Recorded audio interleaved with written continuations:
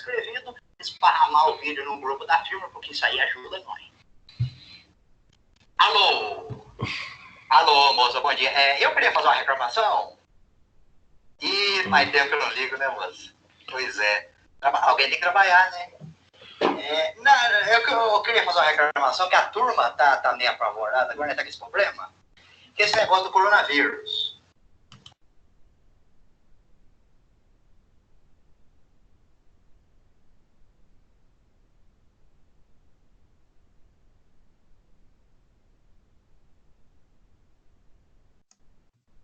Oi, Leandro.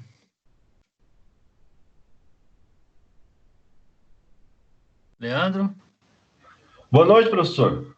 Boa noite. Só você de novo, hein, por enquanto. Dá uns 5 minutinhos aí, talvez apareça alguém, né? Vamos aguardar uns 5 minutinhos. Hoje vai ser revisão. O senhor que manda. Tá? Né? Por enquanto, hoje vai ser revisão. Vamos aguardar uns 5 minutinhos? Tá beleza? Vamos. Não tinha nenhuma tarefa para hoje, não, né? Não, tinha não. Era assim, agora, vocês vão ter uma avaliação, mas vai ser assim, é uma atividade avaliativa. Ela vai valer a nota da avaliação, da primeira VA. Então, para não ficar sem nota na primeira VA, vou fazer uma atividade avaliativa, aí dessa atividade dou a nota. A menina lá, como é que chama? A Aline tinha falado já, mas deve ser no mesmo molde, né? O que a Lília passou para vocês fazerem? Olha, ela passou uma atividade, inclusive essa atividade já pode até ser realizada, só que ela disse que vai dar uma revisão na segunda, que é o dia da aula dela. Uhum. Vai dar uma revisão rápida, se alguém quiser fazer durante a aula, faz. Se quiser fazer antes também, faz. Só que só pode fazer uma vez, né? Ah, tá. Não é igual aquela do Adam. Eu recebi o seu currículo. Você mandou, né? Mandei sim. O senhor respondeu lá. Vê o que acontece, né? O não já tem, né, Leandro? O não já tem garantia, né? É igual a mulher bonita.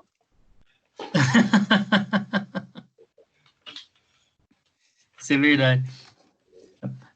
Vamos esperar então até as 7h10. Não, tá tranquilo, professor. Tá bom? Falou. Beleza, valeu. Falou.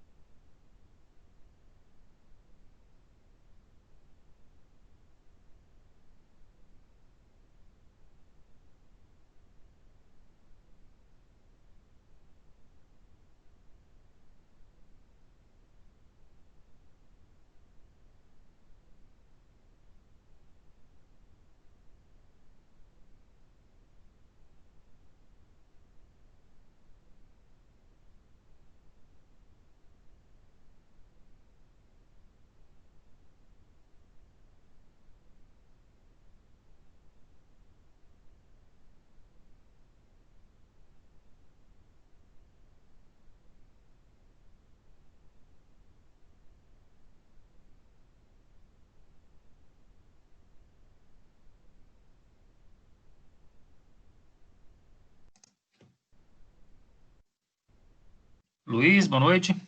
Leandro? Oi, professor. Vamos lá? Bora. Acho que vai ser igual semana que vem, só vocês dois. Bom, é o seguinte. Essa semana e a semana que vem, primeira semana que vem, vai ser a semana da atividade, semana da prova. Só que e ficou combinado de fazer uma revisão hoje, e aí, depois, para a semana que vem, vocês entreguem as atividades avaliativas que vão valer nota, né? Bem, então, vamos partir para a revisão hoje, e aí vocês vão fazer uma atividade. Essa atividade vai ser tranquila, vai ser um resumo desses slides que eu estou passando para vocês, tá? Pode ser, vai dar aí umas 5 páginas, 6 páginas de resumo, tá de bom tamanho, tá? E você vai mostrar para mim a forma que vocês entenderam o trabalho. Não é a maravilha das avaliações, mas é o que a gente tem para hoje, tá? Então, vou começar com a revisão.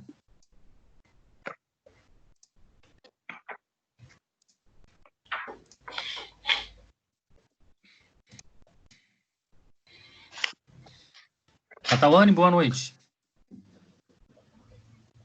Boa noite, professor. Bom, então, vamos falar sobre as operações, né? O que a gente falou, nós falamos sobre a operação, sobre as operações, as funções das operações, que tem o objetivo de transformar alguma coisa num produto final, né? Pode ser matéria-prima ou mesmo mão de obra que vai ser transformada. Os tipos de operação, temos operação de massa customizável, operação customizável, e aqui é só uma tabelinha que mostra que quando você tem um volume alto, você tem volume baixo, né? Você tem baixa repetição, no volume alto você tem alta repetição. A variedade, quando é alta, ela é flexível, quando a variedade é baixa, é uma atividade rotineira. É bem de linha de produção ou de atividade em massa, né? Por exemplo, atendimento em banco, atividade de volume alto, né? E baixa variedade. As interfaces, as operações têm diversas interfaces com recursos humanos, projetos, controle, suprimento. Então, o serviço de operações, ela é só a interface, chama IHM, Interface Homem-Máquina. Essa interface que faz a ligação do cliente final com todas as outras atividades de uma empresa, por exemplo. Imaginar uma interface de um serviço de venda online. A operação está ali no computador, você vai lá, seleciona o item que você quer, preenche com os seus dados, muitas vezes já está preenchido, preenche e manda comprar. Pronto. Essa é a interface. Só que atrás disso, existem uma série de ligações, né? Aqui está a interface de marketing, finanças, operacional, logística. Imagina num site, por exemplo, aquele Wish, que é o site que vende coisas da China, é uma interface com o comércio lá da China, né? Então, ele tem longos braços para alcançar o mundo inteiro. Vocês estão vendo o slide, né? Tá sim. Eu tô, né? Sim, professor. Tá bom. E toda a operação, você tem o objetivo, que é a saída. Ela tem a entrada, o processamento e a saída. Sempre vocês vão ver, vocês viram isso, né? Engenharia de produção. E o que é serviço? Serviço é o resultado da ação humana isolada combinada com recursos da natureza diversa. Materiais, máquinas, métodos, né? E serviços temos uma infinidade. Serviço de telefonia, serviço de streaming, serviço de odontologia, serviço de medicina. E assim, a a área de serviços da economia, ela deve responder aí por uns 70% da movimentação total de dinheiro, né? E o serviço está sempre aliado com material. Quando você vai em um posto de gasolina, você quer comprar gasolina, uma gasolina de qualidade, também o posto está te vendendo o serviço do frentista, ou do pessoal ali. Sempre eles vão te oferecer alguma coisa, com aquele, sempre, ou nos atendimentos que você vai, aquele sorriso, ele não vem de graça, né? Ele vem depois de muito treinamento, o pessoal paciente sempre que te cativar. O produto pode ser demonstrado normalmente, o serviço não, né? O serviço ele é perecível, você não tem como mostrar o serviço antes de você comprar ele.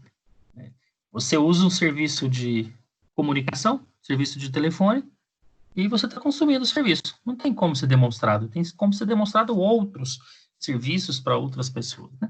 A partir do momento que foi feito, ele já venceu, já expirou, já aconteceu, já foi consumido. Então, o serviço tem essa característica. E essa característica, ela gera uma outra característica, que é a característica de alto risco. Então, como o consumo dele é imediato, no momento que você consome o serviço, o serviço já está sendo executado, então não tem como voltar atrás, né? Então, por isso que as pessoas ficam muito receosas quando vai para um serviço. Um exemplo, por exemplo, se você tem um filho pequeno e vai levar para um pediatra. Antes de levar para um pediatra, você se informa com uma série de pessoas que já passaram pelo mesmo procedimento. E de tanto receio, porque é uma coisa muito importante, né? Tem outros serviços que são menos importantes, ou as pessoas julgam menos importantes, então ele vai caindo numa escala de preocupação com as pessoas, com as atividades. Quase todos os serviços, quase todas as atividades têm prestação de serviço. Essa tabela ela demonstra um pouco em que no meio dela são atividades em que tem produto e serviço mais ou menos na metade. E conforme você vai descendo, a quantidade de serviço vai diminuindo, né? E aí o exemplo aqui que foi dado de consultoria é puramente serviço. Transporte aéreo é puramente serviço que tem um pouco de produto. E essa tabela, ela mostra isso, até chegar, por exemplo, na indústria siderúrgica, que é quase 100% produto.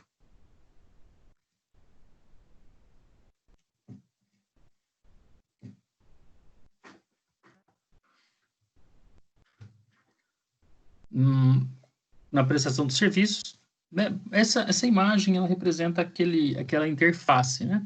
E tem um cliente atrás do serviço, atrás do front office, tem uma série de outras atividades que o cliente não consegue enxergar.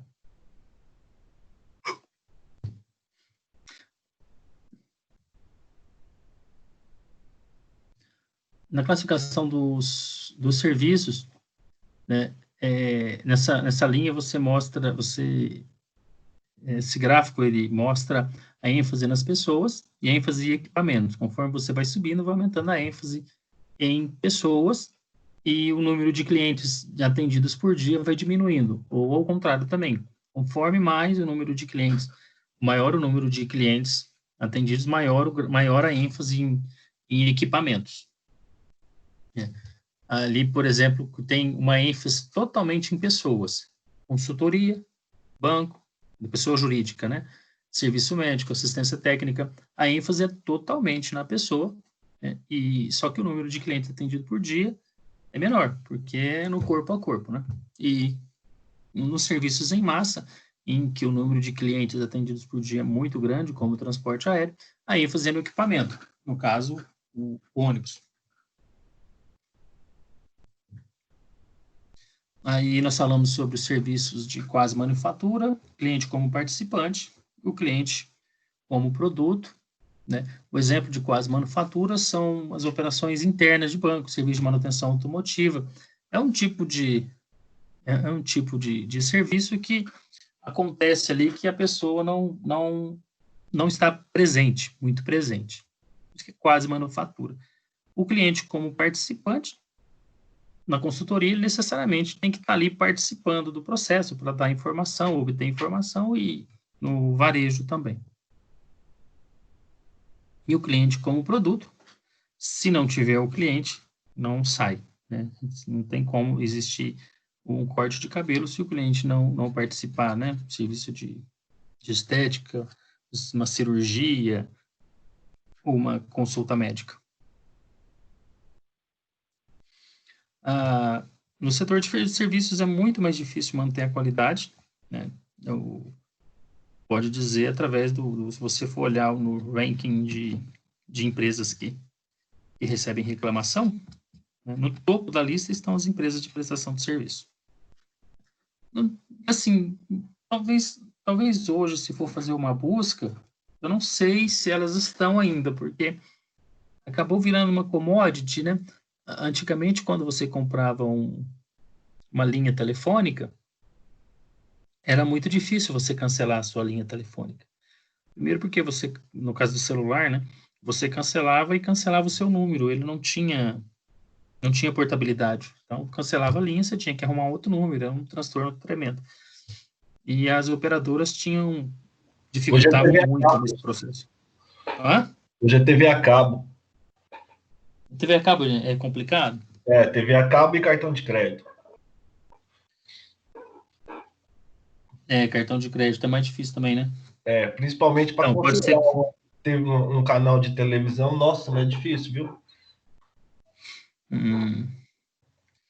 Bom, então deve ser isso mesmo, deve ter mudado então para TV a cabo. E tem um monte hoje, né? Tem um monte de marcas de TV a cabo.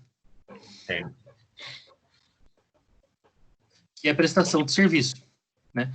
Quando um exemplo, tipo, se você tiver um número de reclamação muito grande de produto, o produto para de ser vendido, né?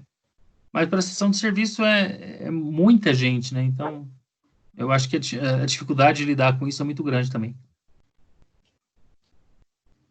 Aqui uma imagem que mostra as diferenças do produto e serviço, né? Que o produto, a qualidade está ligada ao produto, ao objeto. No serviço está uma lembrança.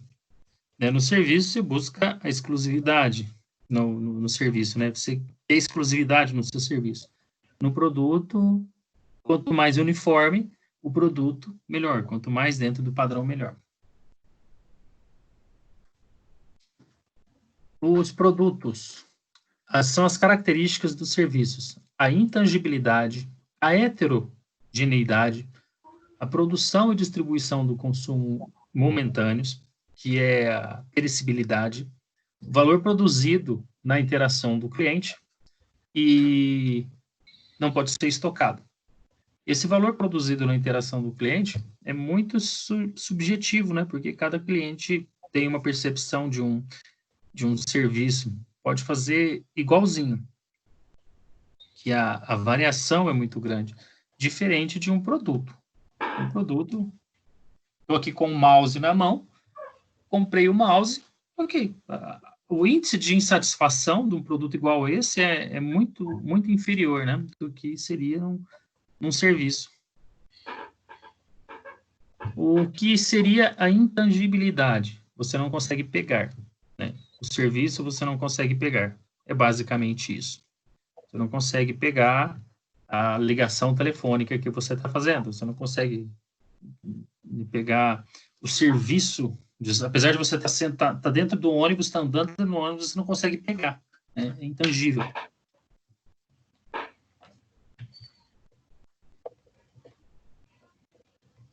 Heterogeneidade, para cada serviço prestado, há uma diferença. Há uma diferença no serviço, há uma diferença na percepção do cliente. Então, isso é heterogêneo porque é sempre diferente, né? No caso de um produto, voltando ao exemplo do mouse, todos os mouses desse modelo aqui serão homogêneos, eles terão as mesmas características. a heterogeneidade da percepção do cliente também, né? Porque pode não variar a qualidade do serviço, mas o que vai variar vai ser o cliente. E só aí já dá uma diferença muito grande. Aliás, nós não a cada instante que passa, nós já somos diferentes, né? Nós mesmos mudamos a cada instante. Inestocabilidade, você não consegue estocar serviço.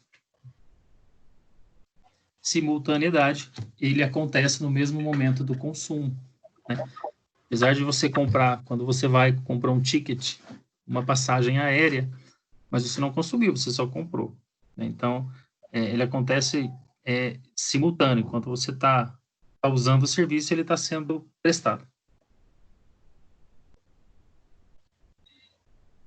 Inseparabilidade, não dá para separar a pessoa da prestação do serviço.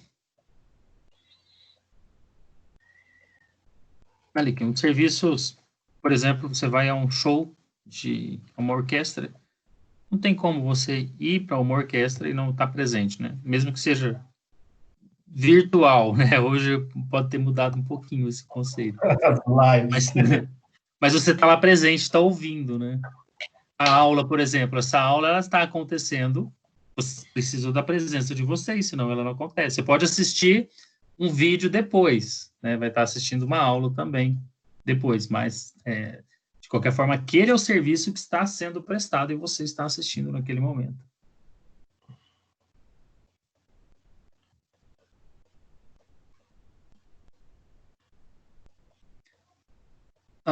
Bom, os pacotes dos serviços são os bens facilitadores, é tudo aquilo que, no atendimento do dentista, são todos os bens, tudo que o dentista usa para prestar o serviço, né?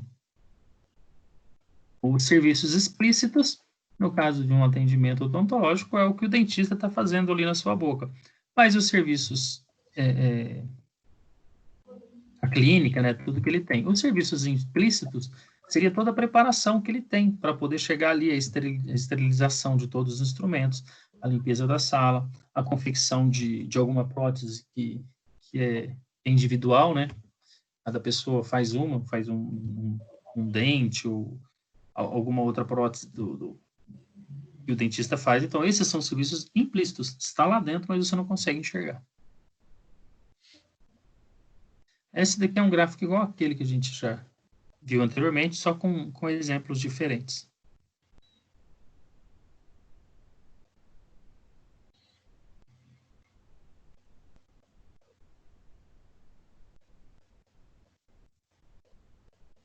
Aqui, em 2015, essa distribuição do emprego por setor. O setor de serviços empregava 56%. Vocês acham que isso é da mesma forma hoje ou está diferente? Eu acho que aumenta. Só esse serviço de stream aí que não tem aí, ó. Então, mas aqui está por distribuição de emprego, né? O streaming acaba não tendo muito emprego, né? Que a gente vê.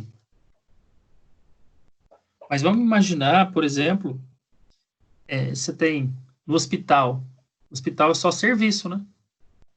Médico, todas as clínicas hospitalares, consultoria, pessoal que trabalha vendendo celular, que trabalha vendendo linha telefônica, que trabalha na Enel, por exemplo, todo o pessoal que trabalha na Enel. É um setor de serviço, né? O produto é energia elétrica, mas a Enel presta um serviço de fornecimento de energia elétrica. Acaba se misturando as coisas. Então, realmente, pode ser até maior esse número aqui de serviço.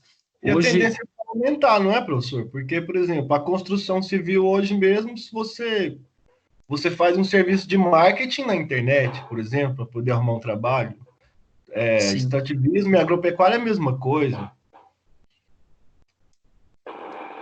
E conforme vai mecanizando, né, vai automatizando, a tecnologia vai avançando, vai ficando vai ficando menor. Por exemplo, o corte de cana, até uns 15 anos atrás, ele era basicamente, há 20 anos atrás, ele era basicamente manual. Isso lá na região de São Paulo, que tem muitas usinas, lá no interior de São Paulo, de onde eu vim, são muitas usinas. E a mão de obra, não tinha gente para trabalhar na região, tinha que vir de fora, então vinha muita gente do Nordeste. Ia muita gente do Nordeste, diferente daqui que vem muita gente do Norte. Lá ia muita gente do Nordeste trabalhar, prestar serviço para fazer corte de cana, para trabalhar na roça. Porque eles trabalhavam durante 4, 5 meses, que era a época da safra, fazia toda a colheita, eles recebiam o acerto, o dinheiro, voltava para a terra deles e pegavam o dinheiro que tinham recebido e o seguro-desemprego, né, e vivia dessa forma. Com a tecnologia, hoje a máquina corta a cana, a máquina planta a cana, né, não tem, antigamente tinha colheita manual de algodão, hoje é só máquina. E esses empregos foram deixando de existir. E foi aparecendo só serviço, né?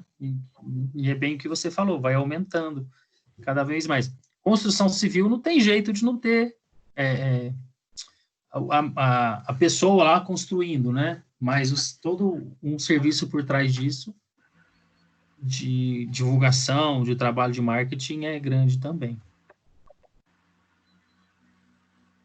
Funções de serviço na economia, né? Financeiro, infraestrutura, serviço interno da empresa, né? Serviços comerciais, pessoal, de consumidor.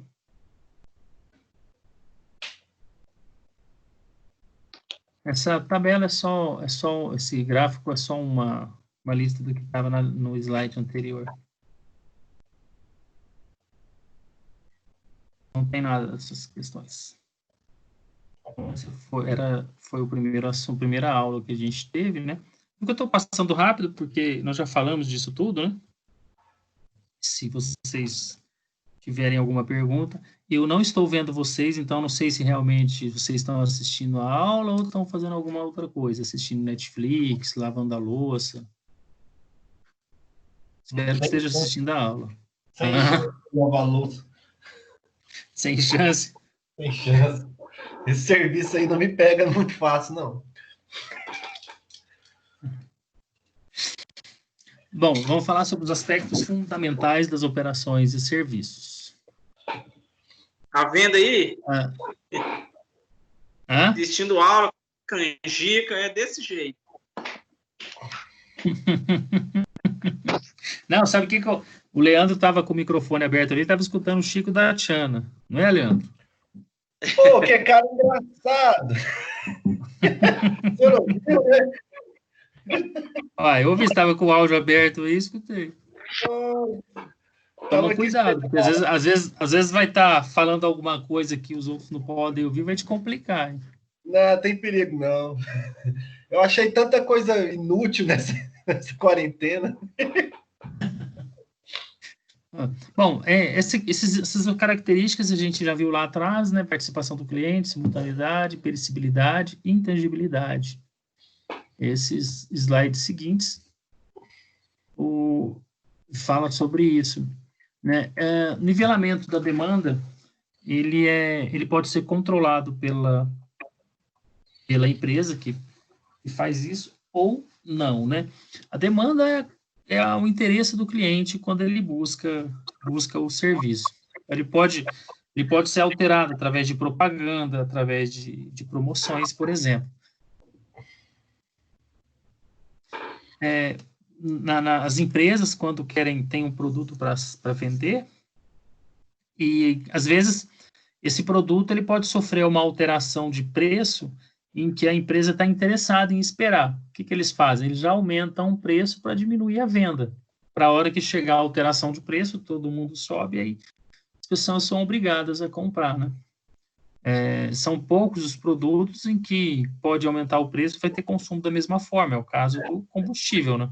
Que não tem jeito. O caso da energia elétrica, a água, são produtos que mesmo aumentando o preço tem consumo.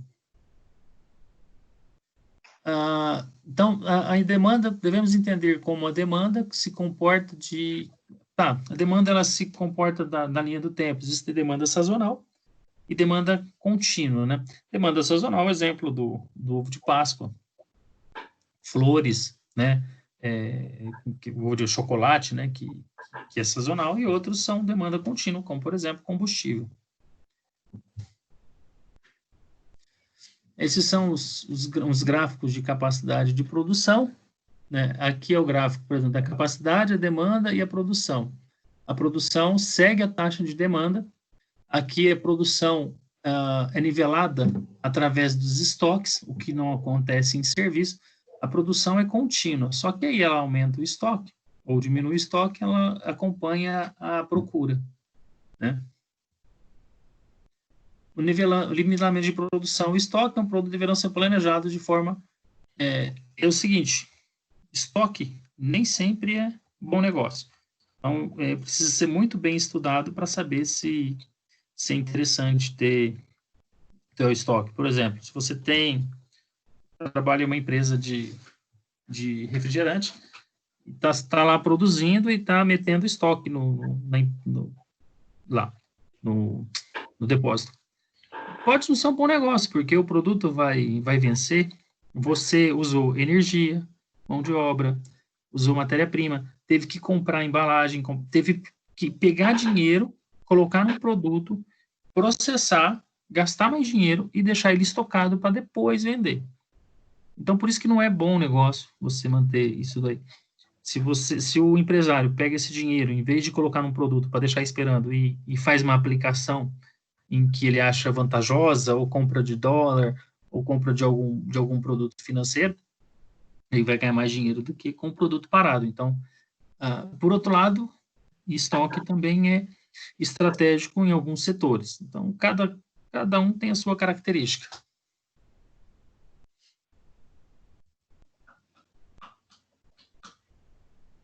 Aí, o serviço de estratégia, a estratégia de controlar a demanda através de estoque em serviço não existe.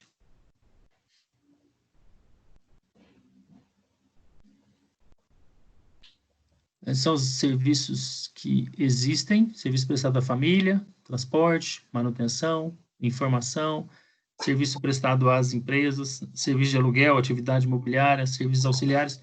Por aqui vocês veem a quantidade de emprego que existe no setor de serviço. Aqui a tipologia dos serviços, né? Serviço em massa, que são aqueles prestados para muitos clientes, sem customização nenhuma, transporte público. Serviço em massa, customizado, atendimento de hospital, ele é um serviço de massa, porém ele é customizado. Cada pessoa tem um atendimento específico.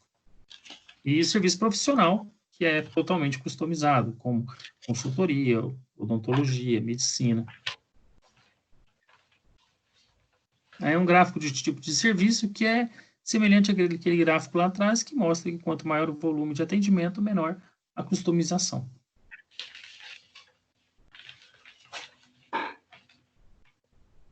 Aqui é aquela atividade que nós fizemos, né? Vocês fizeram essa atividade aqui para calcular a folga, né? Vocês lembram? Foi muito fácil. Alguma pergunta nessa atividade? Eu não lembro disso, não. Você calculou a folga para saber qual produto que tinha que entregar antes. Ah, sim!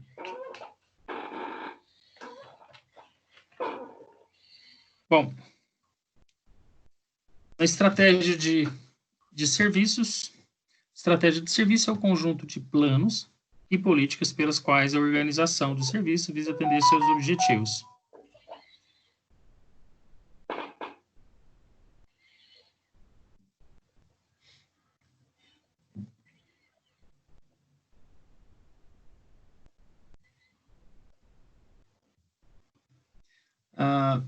Dentro da estratégia que a empresa tem que montar, que vocês devem conhecer bem, a questão quando a gente fala de visão estratégica, tática e operacional, a gente está falando que visão estratégica vem do topo da empresa, né, da hierarquia da empresa, onde os diretores, os CEOs, os presidentes fazem parte, eles que cuidam da estratégia, que são ações a longo prazo, ações mais onerosas, né, que pensam lá na frente. Tático são as ações locais, de gerentes, né, de unidades, seria um exemplo, e operacional, que é o pessoal de chão de fábrica, o pessoal que faz o operacional mesmo, que é essa outra visão. E o pessoal da visão estratégica, eles criam missão, visão e valores. Missão é a visão, né? Visão é onde a empresa quer estar daqui a algum tempo. Como ela quer ser reconhecida lá na frente. Como a empresa que igual a Petrobras, que a força deles é a energia, sua energia, nossa força, alguma coisa desse, porque é uma empresa voltada para energia. Mas energia do ponto de vista como gás, petróleo, gasolina, né, combustíveis. Missão é a razão pela qual a empresa existe. E valores são as características que norteiam as decisões das empresas, né?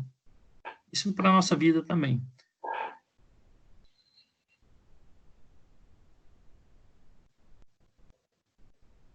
São alguns exemplos da visão do Grupo Pão de Açúcar e Walmart. Então, quando fala da missão, né, qual que é a missão do Pão de Açúcar? Garantir a melhor experiência de compra para todos os nossos clientes em cada uma de nossas lojas.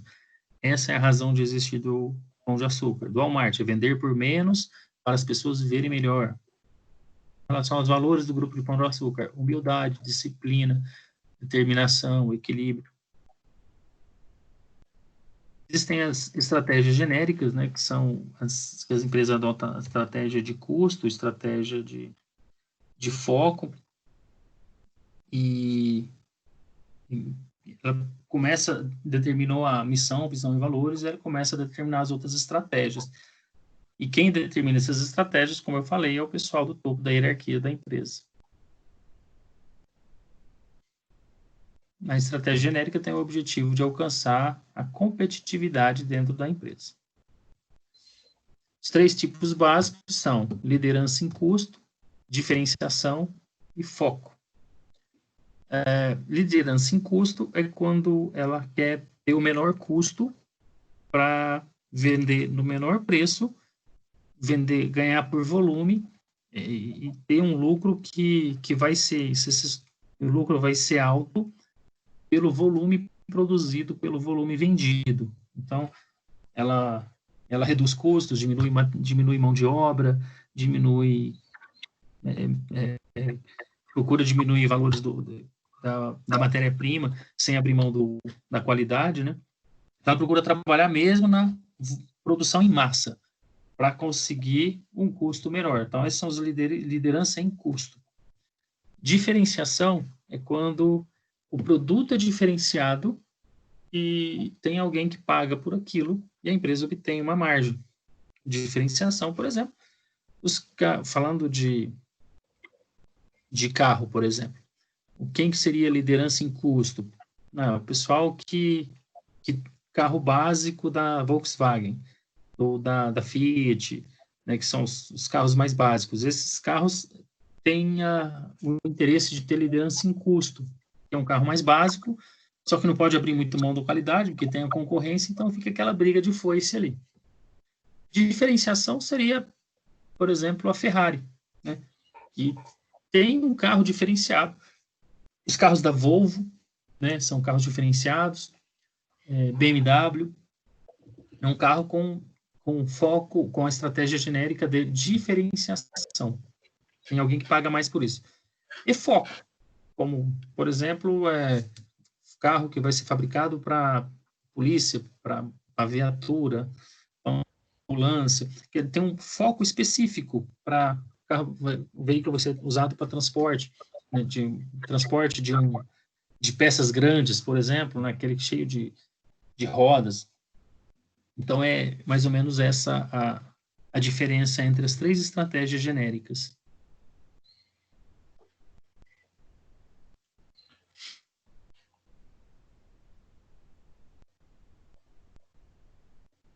O grupo Habib's é um exemplo de liderança em custo. Eles ficam pensando estrategicamente em como reduzir os custos. Aqui no exemplo, eles fizeram um centro de distribuição em São Paulo, e onde esse centro de distribuição ficava no máximo 300 quilômetros, num raio de 300 quilômetros de distância das outras lojas. Por quê? Nesse lugar recebia toda a produção do Habib's e aí ele distribuía.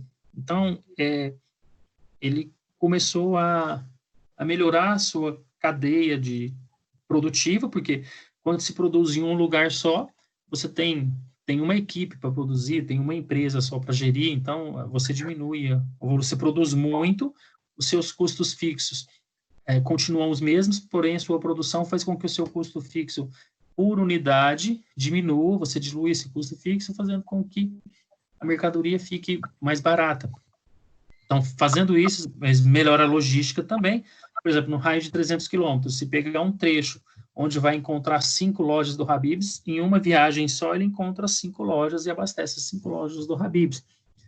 Com isso, ele consegue diminuir o custo de produção, consegue baixar o preço e consegue competir mais do que os outros lugares. Então, ele sempre busca essa estratégia de custo. Aí, os restaurantes mais sofisticados seriam uma estratégia de diferenciação. Aqui está o exemplo da linha aérea, né, da Azul. Fazem isso, né, professor? Oi? As indústrias também fazem isso, né? Com insumo e com os clientes. Me pagaram para fazer um trabalho aí de uma matéria que eu nem tenho ela, que parece que a gente faz umas coordenadas para achar esse centro de gravidade, achar um local que fica bem centralizado no raio entre os fornecedores e os clientes. Isso daí, ver que matéria que você vê. Acho que é não sei o que de fábrica. Projeto de fábrica. Pode ser. Você vai achar, um centro gravitacional mesmo, onde você é um ponto onde você vai ter a menor distância, né? São das menores distâncias com o menor custo para poder fazer a entrega. Te pediram para fazer isso? Me pagaram. Mas você fez? Ué, fiz, professor. Tô sem trabalhar, tô sem se quiser precisando aí, ó, só falar. Ó, igual você falou que todo mundo faz isso, a Apple, por exemplo, tenta baratear os custos dela, mas a qualidade não caiu. Então, ela mantém o mesmo preço, a qualidade não caiu, o preço não caiu também. Mas o que ela fez para poder baratear muito o custo de produção? Botou a fábrica lá na China, não foi? Hoje eles são fabricados lá na China. Então, quando você compra um iPhone, fabrica lá na China, paga um salário miserável para os moradores de lá, isso o custo fica muito mais baixo, e ele vende esse telefone ao mesmo preço que vendia quando se produzia nos Estados Unidos, por exemplo.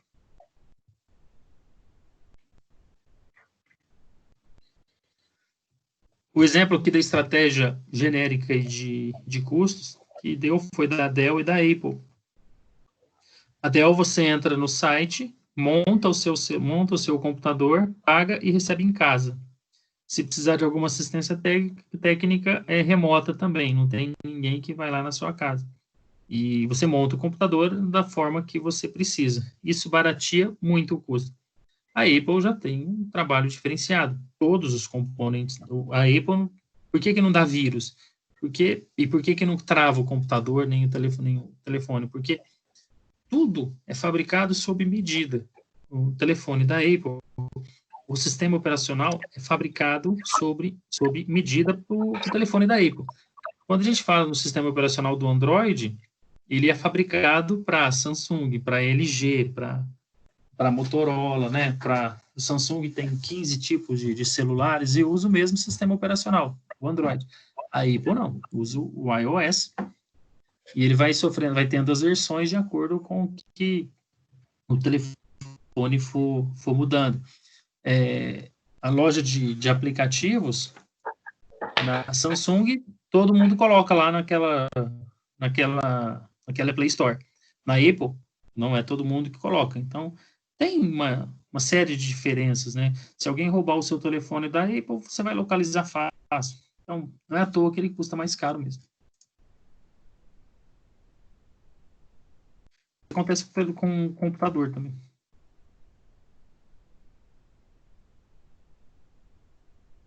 Depois de adotar as estratégias, né, de você descobrir, de você determinar missão, visão, valores da empresa, determinar qual a estratégia que é a estratégia que você vai usar, se é de liderança, foco ou de custo.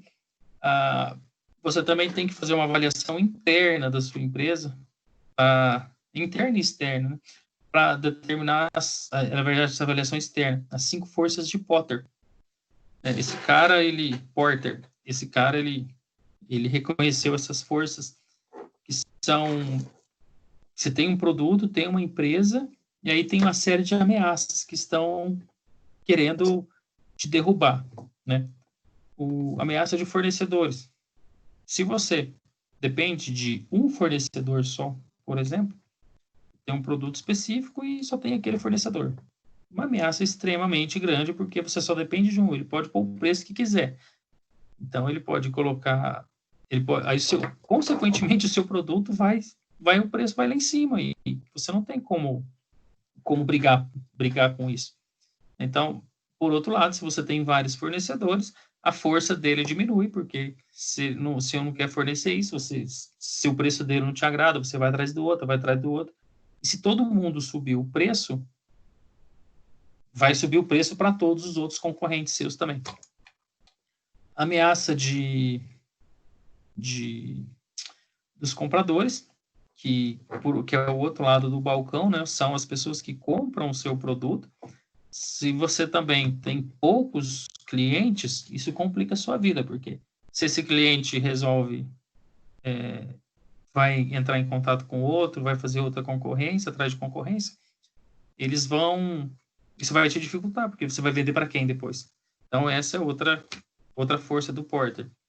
Ameaça de novos entrantes são os produtos que estão querendo entrar no mercado. Se você fabrica calça jeans, vai ter mais gente fabricando calça jeans, e eles vão entrando, e não tem barreira. Porém, se você, uma usina uma empresa de mineração também, por exemplo, ela já não é tão simples assim ter novos entrantes, porque precisa de um investimento muito alto para concorrer com outra mineradora, né? Então, existe uma barreira financeira de investimento muito alto, muito elevado para entrar nela. Antigamente, um banco também, para ser concorrente de banco, era muito difícil, eram pouquíssimos bancos, né, que conseguiam fazer isso. Hoje, você tem banco virtual que já está começando a brigar com os bancos, né, começando a tomar um terreno ali, por exemplo. Tem gente que não tem cartão de crédito de banco tradicional, né? Só tem cartão de crédito de banco, só permitiu-se ter cartão de crédito de banco virtual. E ameaça de substituto. Se o presunto está muito caro, você vai lá e compra mortadela. Se o presunto está muito caro, você vai lá e compra o apresuntado. Se o voo ficou muito caro, você já vai começar a repensar aí de ônibus. Então, esses são os produtos substitutos, né, que podem substituir aquela atividade, aquele serviço, aquele produto. E aqui está a explicação, cada slide é a explicação de cada uma dessas, de cada ameaça dessa. Aqui a ameaça de rivalidade são a concorrência ferrenha, né, dos produtos dos fornecedores do mesmo segmento que você tem. É a concorrência que o pessoal naturalmente já se tem ali. Por exemplo, telefonia, TIM, Oi, Claro, Vivo. A briga é muito grande, né? Eles são muito nivelados. Pode variar em uma região ou outra com relação à cobertura. Mas na maior parte, você vai ali no centro, você tem Ricardo Eletro, tem Casas Bahia, tem umas 30 lojas, né, de móveis, de eletrodomésticos. Elas estão brigando entre si. Tá uma briga de foice no escuro.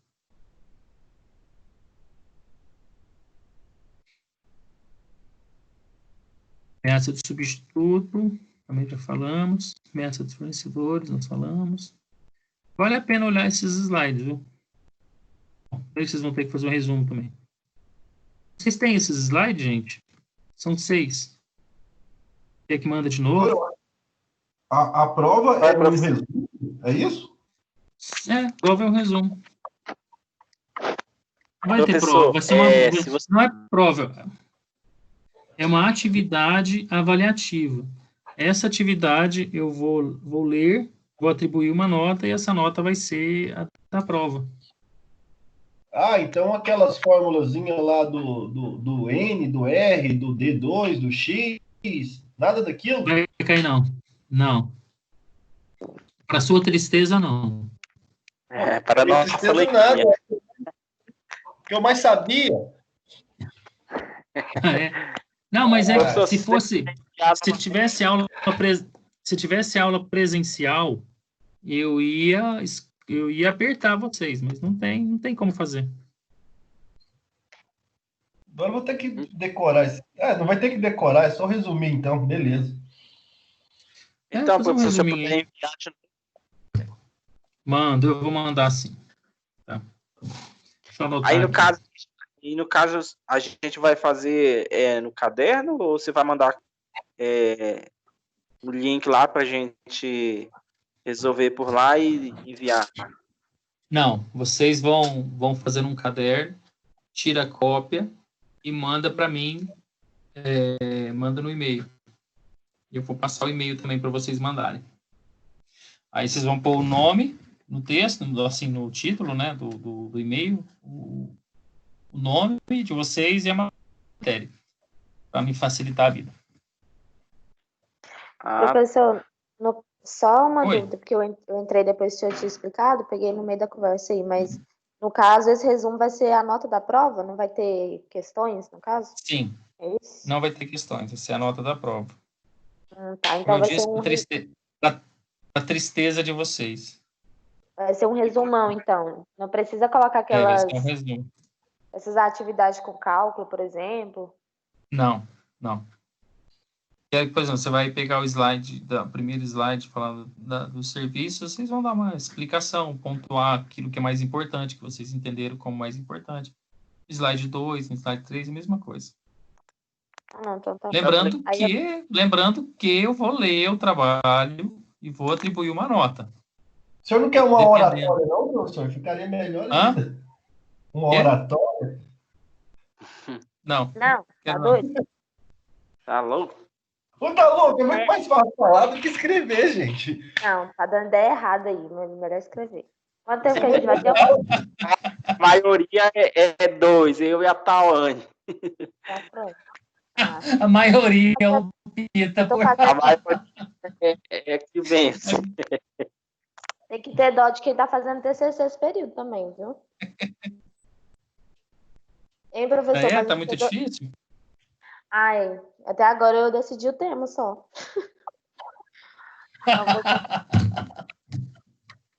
Eu tô com muita coisa para fazer aí. Ainda tem resumão aí, relatório para fazer, valendo prova.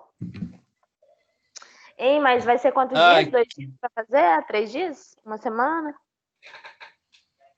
Quero que Até vocês me semana que entreguem vem. até quarta-feira de semana que vem. Ah, então já pode fazer, né? A gente já sabe o que é para fazer. Já pode fazer. Se você fizer e quiser mandar amanhã, pode mandar. Ah, dá tempo. Quanto antes vocês mandarem, melhor para mim. Aí, no caso, as atividades tem que mandar até amanhã, é isso? Ou pode mandar junto? Não, pode mandar junto. Então tá. Melhor. Que atividade que eu não tô sabendo? Tá mais atrasado que eu, hein? Eu tô. As atividades do... Agora eu já nem... Professor, quem não tá com acesso no AVA ainda? Ele mandou no grupo. Ixi, tá no grupo, não tá? Tá. Não sei se tá todas, Tá. mas pelo menos tem... Cada final de slide tem uma atividade, tem duas atividades fora no Word que o senhor mandou. Tá, então pode fazer só essas duas, viu, Luiz? Tá, eu vou ver se não tiver aqui, eu mando mensagem no seu celular e no Zap pra você me reenviar. Aham. Tá?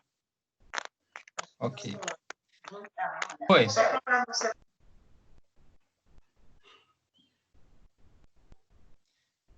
Aí, depois de verificar 5 forças de Potter, a empresa faz uma análise do ambiente interno e externo da empresa, que é aquela matriz SWOT, né? São as forças, fraquezas, que analisam o ambiente interno e externo da empresa. Oportunidade, força, fraqueza, oportunidade, ameaça. Por exemplo, o que acontece no ambiente externo influencia diretamente na atividade da empresa. Nós temos um exemplo aí vivo disso, que é o coronavírus, né? Que é um negócio que acontecendo aí no mundo e está afetando todo mundo. Mesmo que você não tenha adquirido a doença, mesmo que não esteja doente, você está sendo afetado de alguma forma. Uns mais, outros menos. Está sendo um desastre para a economia. Bom, no caso do ambiente interno, você analisa-se as forças e as fraquezas. Quais são as forças que a empresa tem e as fraquezas que ela tem. Por exemplo, as forças pode ser um produto muito conceituado no mercado. Fraqueza, logística, né? Dificuldade de entrega, dificuldade de relacionamento com o cliente. Então, então, quando você faz uma SWOT, as forças e as fraquezas são necessariamente no ambiente interno. Não, por exemplo, é uma deficiência interna da sua empresa. Não uma deficiência do mercado, por exemplo, do que acontece naquele segmento. Nas empresas de varejo, o turnover é muito alto. A quantidade de pessoas que entram e saem chega em torno de 20%, 25% por mês. Então, cada 100 pessoas que trabalham no varejo, 25 saem e 25 entram todo mês, né? Professor, Oi. essas fraquezas internas, elas podem ser físicas também? Tipo, sei lá, telhado quebrado? Não. São fraquezas que você determina para fazer a avaliação do seu mercado, para você estabelecer a sua estratégia. Se você tem uma fraqueza detectada, como, por exemplo, o meu marketing é fraco, o que você vai fazer? Vai melhorar o marketing. Se você percebe que internamente o sistema de produção tá defasado com relação às vendas, você vai melhorar o sistema de produção lá dentro. Mas tudo interno. Mas como eu dei o exemplo aqui do turnover, a rotatividade é um problema, mas é um problema do varejo. Uma situação que acontece em todo o varejo. Agora, se a sua empresa, se você trabalha no ramo, por exemplo, de atendimento, como é que fala? De telemarketing. Você tem uma empresa de telemarketing, eu não sei, mas supondo que a rotatividade do telemarketing seja de 4% e a sua é 20%, é uma fraqueza. É uma coisa que você tem que melhorar lá dentro. Porque se você tem um turnover muito grande, a quantidade de problemas que vão acontecer são muito grandes, porque toda hora tem gente nova trabalhando e gente aprendendo, que estão sujeitas a erro. Eu não sei quanto a vocês, mas, por exemplo, eu sempre compro lanche aí no McDonald's, e um dos meus filhos, ele tem intolerância à lactose, então a gente sempre pede o lanche sem queijo. E adivinha o que acontece? Todas as vezes. Tem sempre com queijo. E por quê? Porque toda hora tem um menino novo lá, né? Você não vê gente mais velha trabalhando, né? Existe um plano de carreira lá, mas é outro patamar. Então, o cara começa a trabalhar ali 16, 17, 18, 19, 20 anos, ele sai e vai para outro lugar. E apesar de o processo de produção ser muito bem padronizado, quando depende do ser humano, eles erram. Então, toda vez eles erram, toda vez. Não tem uma vez que acerta.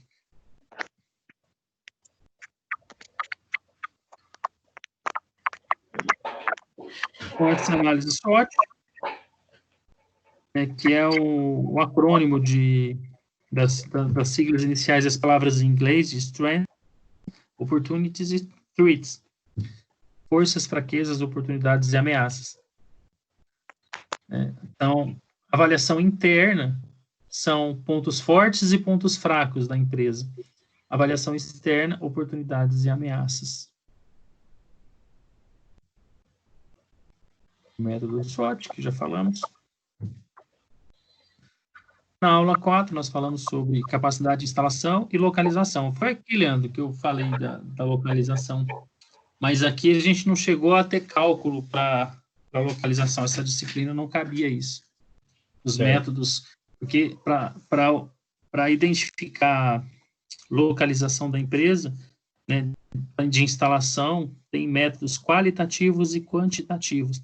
Os métodos qualitativos são métodos subjetivos, onde você vai levar em consideração a experiência dos gestores, a experiência das pessoas que compõem a empresa, para elas terem um feeling, né, que sabem quando vai dar certo, não vai dar certo. Já o método quantitativo vai levar em consideração algumas estatísticas, distância, ponto de equilíbrio, né, ponto de gravidade, que é o que você viu lá. Aí você faz as contas para ver qual que é mais longe, mais perto, qual que vai gastar menos combustível para entregar, para fazer a distribuição, esse tipo de coisa. Por exemplo, daqui de Goiás, o melhor ponto para se entregar mercadoria para o porto é o Porto de Maranhão, que está mais próximo. Só que ele acaba sendo inviabilizado por causa da estrada, né? Por causa das condições da estrada e tal. Mas se, por exemplo, fizesse essa linha férrea funcionar, é melhor situação. Porque o Porto do Maranhão também, ele economiza uma distância muito grande que o navio percorre para poder dar a volta e chegar no destino. Nós falamos sobre tipos de layout, que é arranjo físico, né? Os vários tipos de layout. Um C, que cliente envolve o funcionário, em C, que o funcionário envolve o cliente. Vimos exemplos, né, desses layouts. Então, vocês podem escrever bem na atividade avaliativa. Não falar, viu, Leandro? Não adianta gravar áudio e mandar para mim. Vimos como desenvolver o layout, de usar uma planta baixa, você levar em consideração temperatura ambiente, temperatura da região, quantas pessoas, tem ventilação natural, iluminação natural.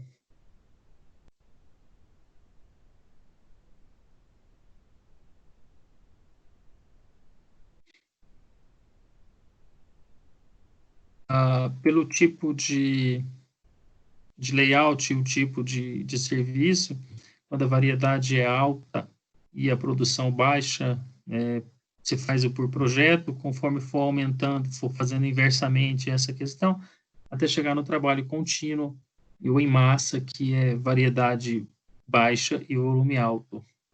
Aí, os arranjos físicos são 3 básicos tradicionais: processo, linha e posicional. O processo, ele agrupa as máquinas por atividades semelhantes. Esse é o exemplo ali de um processo de corte, que tem várias máquinas que fazem o corte. Processo de furação, das máquinas que fazem a furação. De usinagem, as máquinas que fazem a usinagem, né? Fresa, torno. Por linha de produção, esse é o mais comum, que vai fabricando vai seguindo uma sequência lógica, essa é a linha de produção. Fixo posicional é o layout onde tudo se trabalha em volta do produto final, né? Aqui é o caso do estaleiro do navio que está sendo produzido. O navio não é produzido lá no centro da cidade para levar para o mar, né? Ele já é fabricado ali bem próximo, inclusive para o lançamento dele. Não sei se vocês já viram alguns vídeos da internet, como é o lançamento de navio, né? Ele fica do lado ali do mar. Na hora de lançar é só jogar ele de lado. Um outro tipo é por células, onde cada célula possui todos os recursos necessários para desenvolver uma etapa do processo.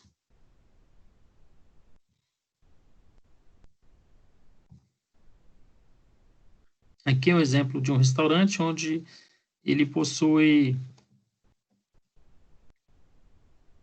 vários arranjos físicos, né? Arranjo físico posicional, né? Arranjo físico celular, arranjo físico de processo, todos em uma estrutura só.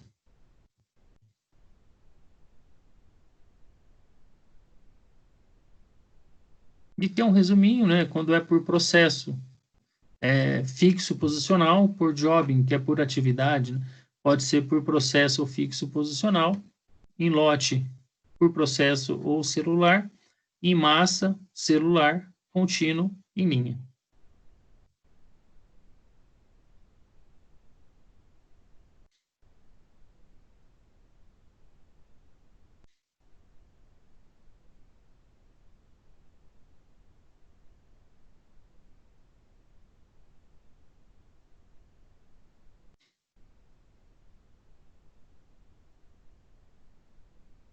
A gente falou sobre a importância dos ambientes para a prestação de serviço, né? Coloquei umas imagens aqui e falei, por exemplo, das cores que são importantes para cada cor ativa uma atividade sensorial nossa, né?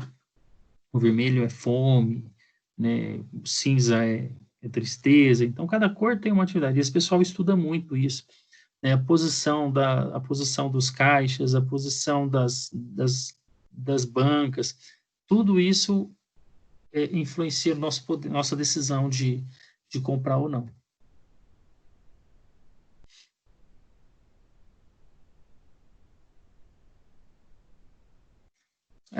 Com relação à localização, a gente viu que o que influencia na decisão de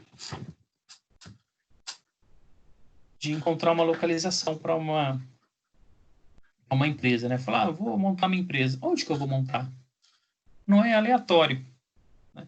Então, existem algumas influências, como, por exemplo, se está perto do cliente, se o lugar que vai instalar tem incentivo fiscal, se tem transporte para os funcionários, se tem mão de obra suficiente, se tem água, se tem energia, né? Tudo isso influencia na decisão de uma instalação. Aqui em Goiás, há uma dificuldade muito grande de conseguir energia elétrica. Existem empresas que investem milhões, montam a empresa, na hora de começar a produzir, não tem a carga necessária para produzir. A Enel não fornece. Então, às vezes leva 6 meses, 7, 8 meses para poder soltar a produção. Isso é um problema muito sério. Outra empresa, por exemplo, o Piracanjuba, que era em Piracanjuba, eles mudaram lá para Bela Vista, né? Bela Vista de Goiás. Mudaram porque não tinha água lá em Piracanjuba, então tiveram que mudar a indústria de lugar para um lugar que tinha água. Usinas de açúcar e álcool são instaladas normalmente próximas a rios, porque o volume de água usado na indústria é muito grande. Então, eles acabam se instalando ali. E ela também tem que ser instalada próxima das terras produtoras, porque a perecibilidade da cana-de-açúcar é muito alta. Então, a partir do momento que se corta, e tem uma medida que se faz na cana, no caldo da cana, que é Brix, que é a quantidade de açúcar. A cada minuto que se passa, a quantidade de açúcar na cana vai diminuindo, vai se desintegrando. Então, eles vão perdendo vai perdendo produto, né? Quanto mais longe, mais produto eles perdem daquela matéria-prima que estão chegando para processar. Então, por isso que tem que ficar muito perto de lugar onde tem uma abundância de água, perto também de onde se corta a cana. As indústrias como trabalham com soja, as unidades produtoras ficam em uma determinada localidade, mas essas unidades, elas têm filiais que... Deixa eu beber um pouco d'água.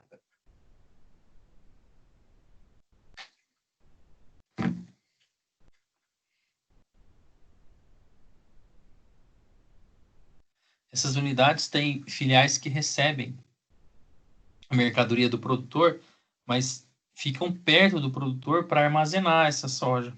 Porque o produtor, por exemplo, a Granol, a Brejeiro, que tem aqui em Anápolis, a unidade esmagadora está aqui. Mas em várias localidades aqui no estado de Goiás, tem filiais, tanto da Brejeiro quanto da Granol, porque eles estão perto do produtor. O produtor colhe a soja, põe no caminhão, e ele espera que esse caminhão vá para o armazém, descarregue e volte para o campo em seguida para ele poder colher.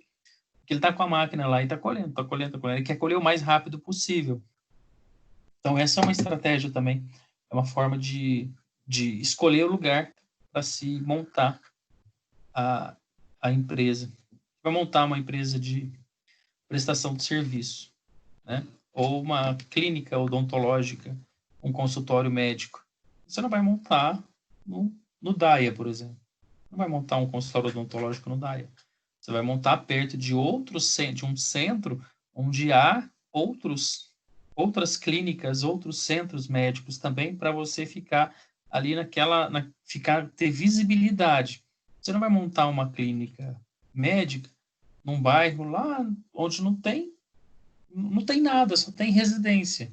Não é ser inovador isso. As pessoas não vão saber que a sua clínica está ali. Por isso que todo mundo, quando você tem um centro onde tem loja de roupa, tem um monte de loja de roupa. Tem ótica, tem um monte de ótica. Banco, tem vários bancos. É por conta disso, por conta da visibilidade. Não tem salpicado.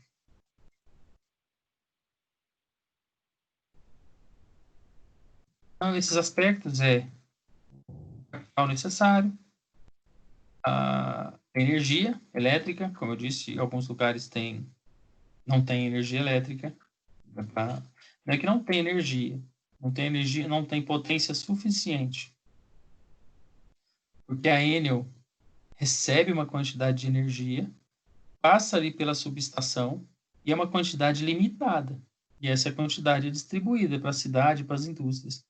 Ela sabe exatamente quanto está chegando de energia, quanto ela está distribuindo. Então, como é que ela coloca um a mais? Ela não está... A unidade de abaixamento, de transformação de energia dela, não tem essa capacidade de aumentar. Então, é por essa dificuldade. O investimento para isso é muito grande. Construir outra subestação, o investimento é muito grande. Isso é demorado. Mão de obra, né? Tem que ter mão de obra especializada, incentivo fiscal, proximidade de mercado, tendência de crescimento populacional. Essa empresa, uma empresa muito... Tem que ver onde que é. Acho que é em Rio Verde. Tem um batedouro de aves lá. Emprega 5.000 pessoas. Não, mas esse Rio Verde tem gente para isso, mas tem uma cidade de onde eu vinha, uma indústria, até onde eu trabalhei nela, uns anos atrás. Ela tinha cidade próxima dela, cidade chamada Nuporanga. E essa empresa, em Nuporanga tinha 3.000, 4.000 habitantes. E a empresa empregava 1.000 pessoas. Então ela tinha que pegar funcionários de outras cidades vizinhas para poder ir trabalhar lá. Só a cidade não atendia. Essa lei de zoneamento, quem faz é a prefeitura que faz através do plano diretor da cidade. De tempos em tempos, eles renovam esse plano diretor e determinam que área que é rural, que área que é urbana, que área que é zona mista, né, que área industrial. Numa área industrial, você não pode construir residência. No DAIA, você não pode construir residência. Numa área urbana, né, você não pode construir indústria. Às vezes não pode ter um supermercado. Ali na São Francisco, você não pode ter prédio residencial na São Francisco, que saia para São Francisco. Então, o plano diretor determina isso. São as leis de zoneamento. E aí, determina a área que é a área urbana e que é a área rural. Onde você obtém isso é na lei orgânica que consta o plano diretor.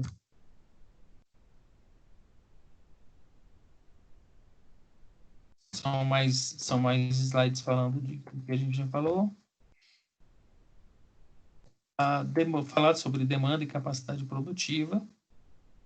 Né? O que é demanda? É a procura de um determinado produto ou serviço. É quanto que o consumidor está disposto a pagar por aquele produto. Existe a demanda de capacidade produtiva e a demanda de capacidade ótima, né? A demanda refere-se à quantidade do serviço que o consumidor deseja. Quando a gente fala de demanda, então é isso, que é a busca por aqui. No caso de serviço.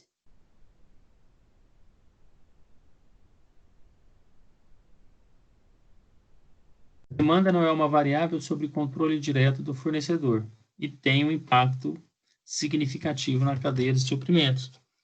Porque quando busca-se muito por um determinado produto, existe toda a cadeia de suprimentos que está ligada a essa demanda, né? Um produto que leva embalagem, que leva açúcar, que leva óleo, que leva vários componentes, ela vai puxando a cadeia produtiva, a cadeia de suprimentos. E é importante fazer a gestão da demanda porque nem todo... Você pode até ter a capacidade produtiva, mas a cadeia de suprimentos não tem a capacidade de te acompanhar. A capacidade que uma determinada unidade tem de produzir um serviço ou um produto. Quando você tem demanda excessiva, é muita demanda em relação a um dado momento. Capacidade excessiva é muita capacidade, uma demanda baixa. Capacidade máxima é a quantidade máxima que você consegue produzir, e capacidade ótima é o equilíbrio entre a demanda e a sua capacidade.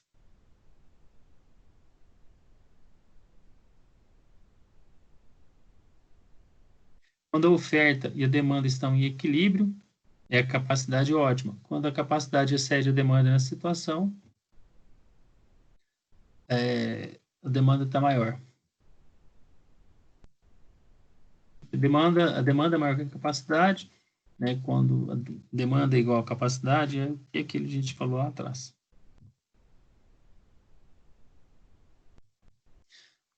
Sobre a capacidade instalada, é a quantidade de que a empresa consegue produzir.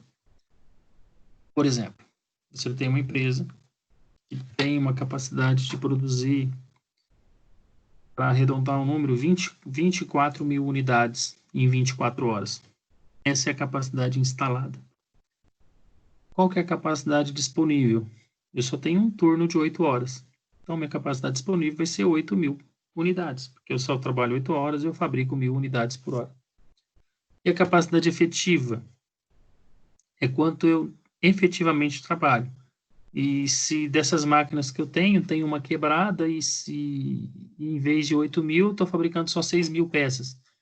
Efetivamente, eu fabriquei 6 mil peças, apesar de eu ter disponível capacidade de fazer 8 mil peças e ter uma capacidade instalada de 24 mil peças. Então, essas são as diferenças. Quando a gente fala o índice de eficiência, é a capacidade realizada dividida pela capacidade efetiva, que é aquilo que realmente foi feito, né?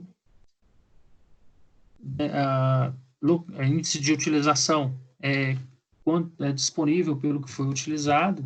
Nesse caso, se eu posso fazer 24 mil e fiz 6, minha utilização foi 25%. A função da gestão da demanda inclui esforços em 5 processos principais: previsão da demanda, comunicação com o mercado, influência sobre a demanda, promessa de prazo de entrega e priorização de alocação. Onde a previsão da demanda é você ter uma ideia de como vai se comportar a demanda num determinado período. E as empresas têm esse histórico, têm esse estudo que chega bem próximo do que acontece. A comunicação com o mercado está ligada no mercado para saber o que está acontecendo ali, porque às vezes a previsão da demanda pode sofrer um baque E sempre tem sinais de que alguma coisa vai acontecer. E essa é a comunicação com o mercado que precisa ser feita para você entender essa lógica, porque é muito dinâmico, né? A influência sobre a demanda são as promoções que se fazem, ou o aumento ou a redução do preço, né? A propaganda que se veicula mais vezes ou menos vezes, isso tem influência na demanda. A promessa de prazo de entrega, que é a sua confiabilidade do prazo que você vai entregar mesmo, e a priorização de alocação é onde você vai colocar os seus produtos, né? Qual região vai colocar.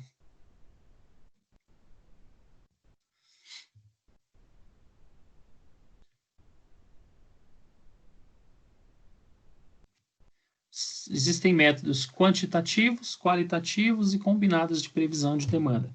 Qualitativo é o método em que usa-se a expertise das pessoas envolvidas, né? A experiência das pessoas que, baseado no que eles já viveram, eles fazem essa previsão. É qualitativa. Quantitativa usa métodos matemáticos para poder usar o histórico da demanda e fazer uma fórmula para chegar num número. E o combinado que usa as duas maneiras.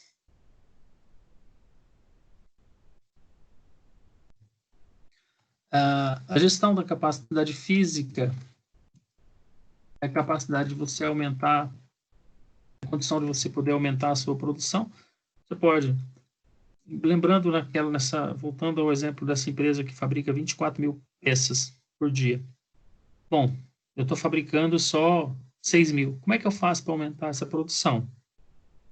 Coloco o turno a mais, conserto a máquina, até chegar nas 24 mil peças. Opa, 24 mil peças não deu, ainda precisa de mais.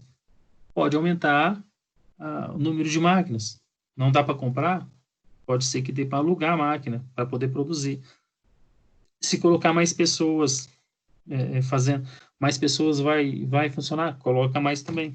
A não ser que seja uma promessa de produção que vai funcionar bem, que vai se continuar. Aí sim faz outros investimentos, mas às vezes é só sazonal. Então você faz outras alternativas.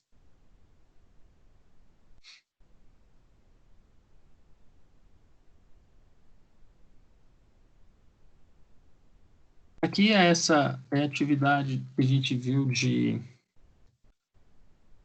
fazer a cronoanálise, né? Qual que é o objetivo dela? É você saber qual é o tempo padrão de uma determinada atividade para calcular os seus custos em cima daquilo. E não basta só ir lá, cronometrar quanto tempo a pessoa está levando para fazer uma determinada atividade.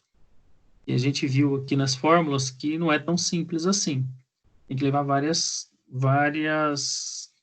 condições em consideração. Então, eu fui lá, fiz a medição com o cara, ele levou 10 minutos para fabricar uma peça.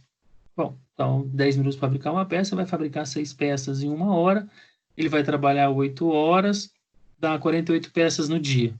Não é bem assim. É porque na hora que você estava cronometrando, o cara podia estar ou mais devagar ou mais lento. Ele também não vai trabalhar 8 horas direto sem ter nenhum intervalo. Então, tudo isso tem que ser levado em consideração.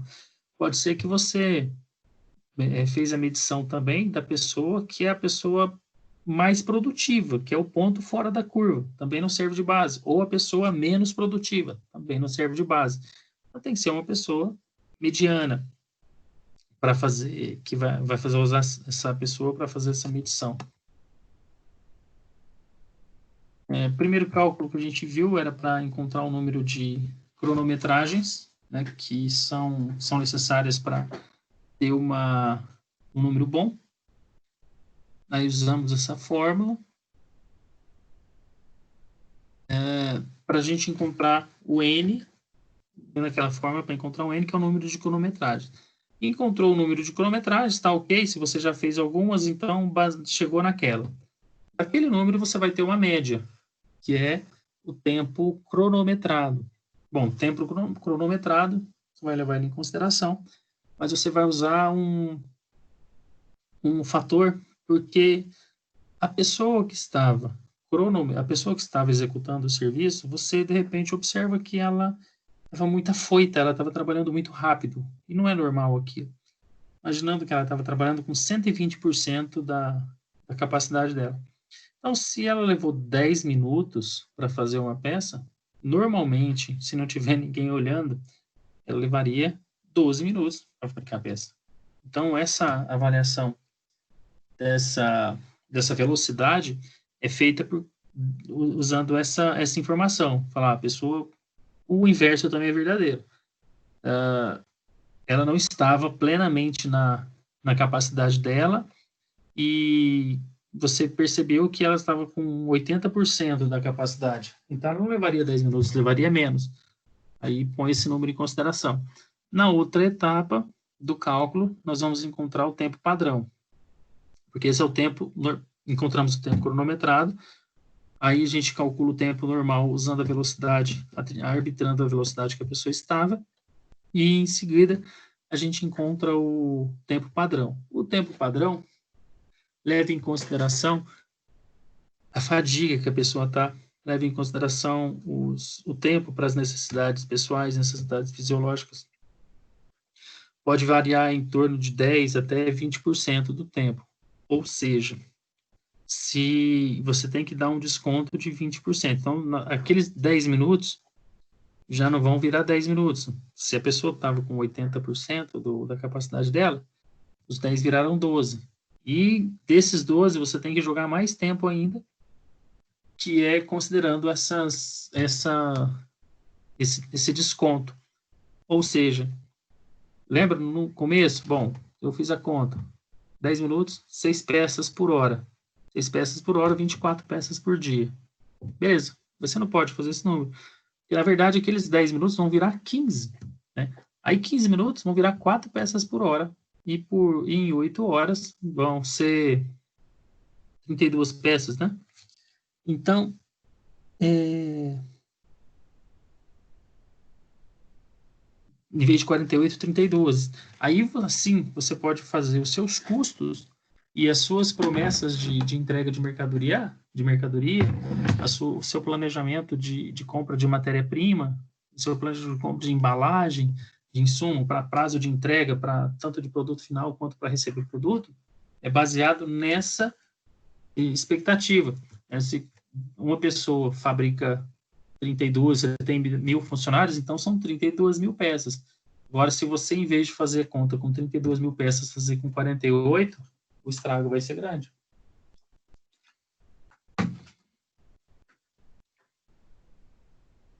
Esse é o exemplo do cálculo. E, por fim, na última aula a gente viu sobre o comportamento do consumidor e a cultura de serviços.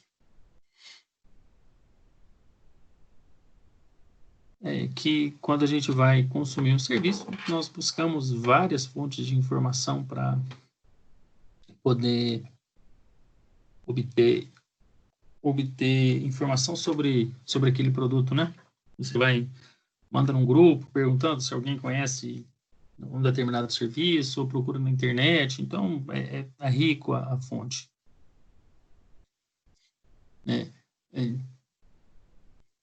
Aí o consumidor,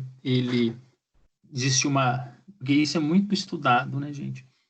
Então, o processo de compra, né, do consumidor está na procura, na compra, no uso, na avaliação e no descarte. Cada etapa dessa, ele tem um tipo de comportamento. Em cada comportamento é onde o marqueteiro atua. E que na ação de comprar é a ponta do iceberg. As outras ações que envolvem, a pessoa já pesquisou, às vezes a pessoa tem uma motivação pessoal, tem uma motivação emocional para comprar. Então, é uma gama de situações que envolvem o ato de comprar. O ato de comprar é só a cereja no bolo. Existem os fatores psicológicos, de percepção, motivação, aprendizagem, atitude, personalidade, autoconceito e estilo de vida. Que envolve as variáveis culturais, psicológicas, individuais e situacionais. Sociocultural é onde você vive. E todo mundo ali do seu círculo usa um determinado produto, usa uma determinada roupa, usa um determinado carro, né? Vai a determinados lugares. Esse é o comportamento sociocultural. Né? Todos os seus amigos frequentam um clube de golfe, clube de tênis, você vai seguir essa influência. O psicológico é que o quanto você está influenciado para poder adquirir o serviço ou o produto. Fatores individuais, que não são nem socioculturais nem psicológicos, são as necessidades mesmo, e as situacionais, que te obrigam a ter aquele comportamento de consumo.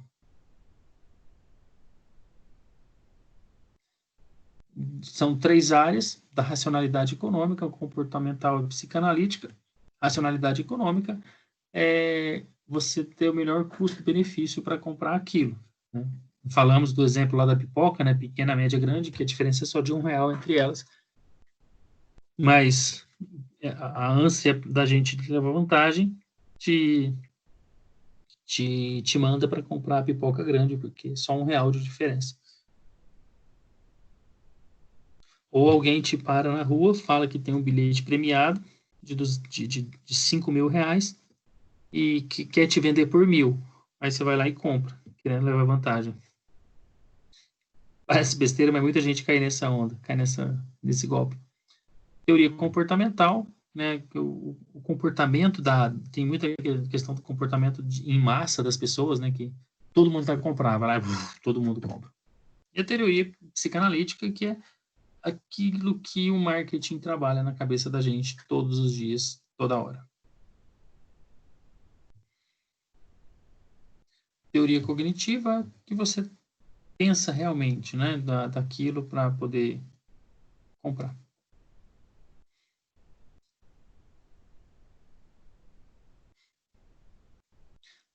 Falamos da pirâmide de Maslow, que são as necessidades, a teoria da hierarquia das necessidades. Quanto mais na base da pirâmide, mais básicas são essas necessidades. A partir do momento que essas necessidades são preenchidas, elas vão sendo abastecidas, passa para outra necessidade, né? Então, como eu disse, se você não está com problema no pulmão, não está conseguindo respirar, você nem vai se preocupar em ter um carro novo, nem vai querer comer, porque você não está conseguindo respirar. Então, a partir do momento que você está respirando bem, comendo bem, está seguro, tem emprego, né, estabilidade financeira, você vai querendo outros patamares. Já vai começar a ir para a academia, vai começar a ter, buscar altos níveis na sociedade. Então, vai acontecendo isso, né? Você vai afunilando a pirâmide. A pirâmide bem famosa.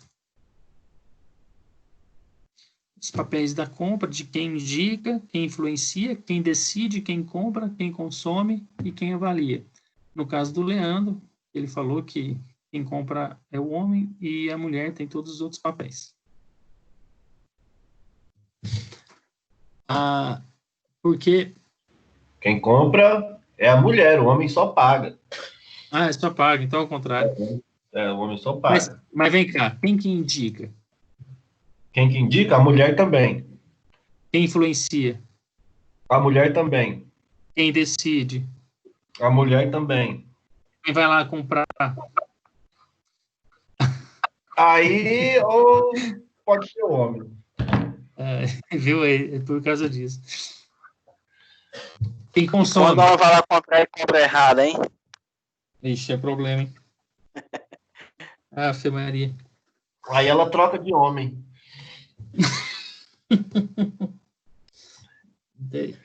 Não é assim não, Leandro. Você tá com uma visão muito machista do negócio. Não é machista não, é quarentenista. Você não chegou lá ainda, né? Você tem 36? Não, cheguei lá ainda não. Bom, Tem algumas fases, né, do comportamento da compra: aquisição, consumo e disposição. Né? Aquisição é quando você faz toda a pesquisa, tem toda a motivação para comprar. O consumo é necessariamente a hora que é o ato do consumo, né? E a disposição é depois que você consome, se você está satisfeito ou não com aquele produto. Até nós comentamos que às vezes você compra um produto, não fica satisfeito, mas tenta achar um motivo para achar satisfação, né? Fala, não, mas comprei esse carro que o preço dele estava muito bom. O carro é uma porcaria, mas o preço dele estava bom, ele te leva onde você quer, mas o carro é uma porcaria. E você fica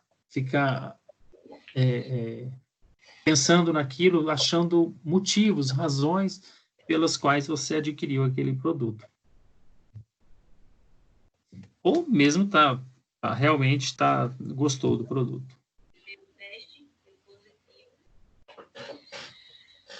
O processo de decisão de compra passa pelo reconhecimento da necessidade, que é quando surge a necessidade, ou pelo menos a gente acha que tem.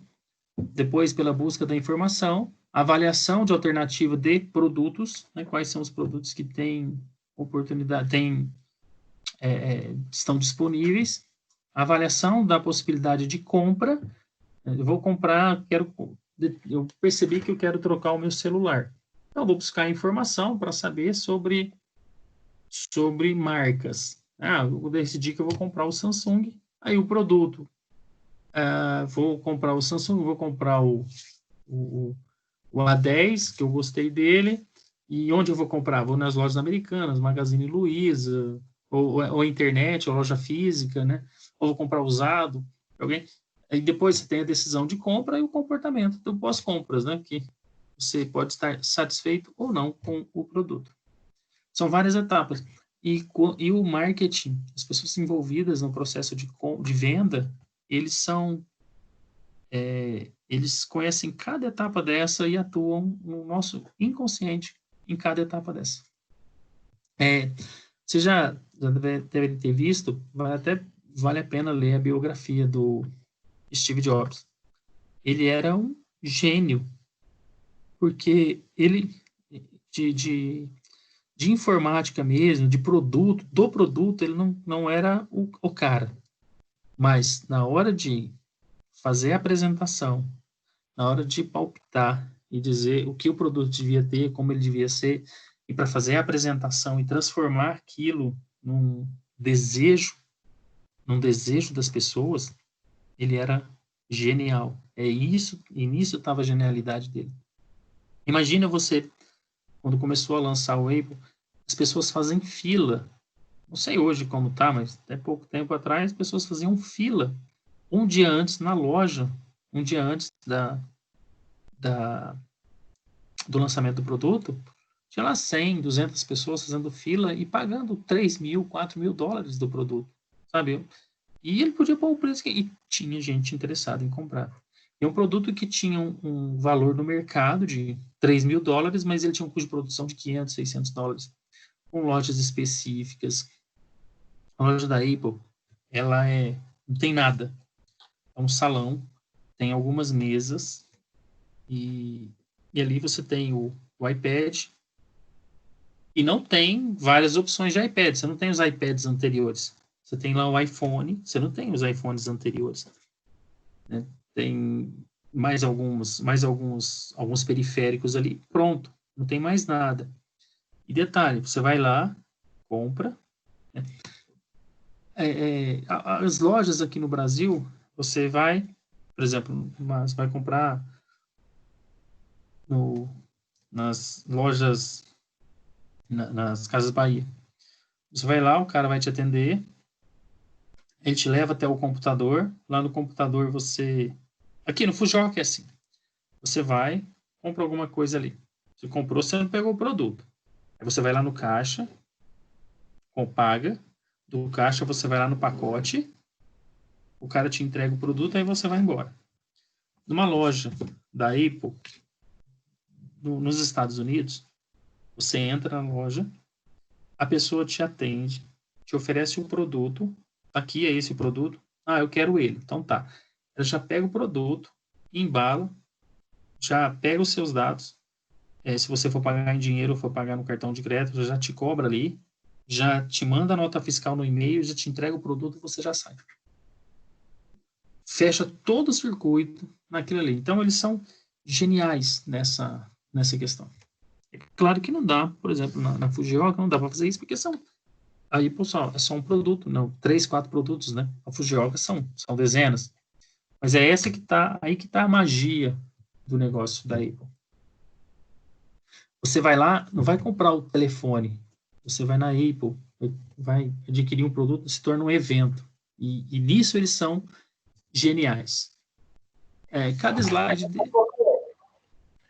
O senhor falou do Fujioka, né? No Fujioka eu comprei um telefone lá tem um mês, que eu não compro mais telefone em loja nenhuma, eu fiquei mais de 1 hora. Foi? Foi, a próxima vez eu vou comprar pela internet, nem que demore para chegar. Não dá não. Eu comprei o telefone, foi 2, porque o telefone do meu filho deu problema e depois eu comprei o meu. Eu comprei um celular para ele pela Magazine Luiza. Sabe quanto tempo levou para chegar? Oi? No outro dia chegou. No outro dia? No outro dia.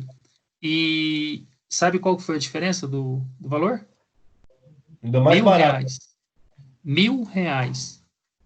R$1.000 de diferença? Meu telefone eu fui nas lojas ali físicas para ver o telefone que eu queria, custava nas lojas 4.000. Comprei pela internet por 3.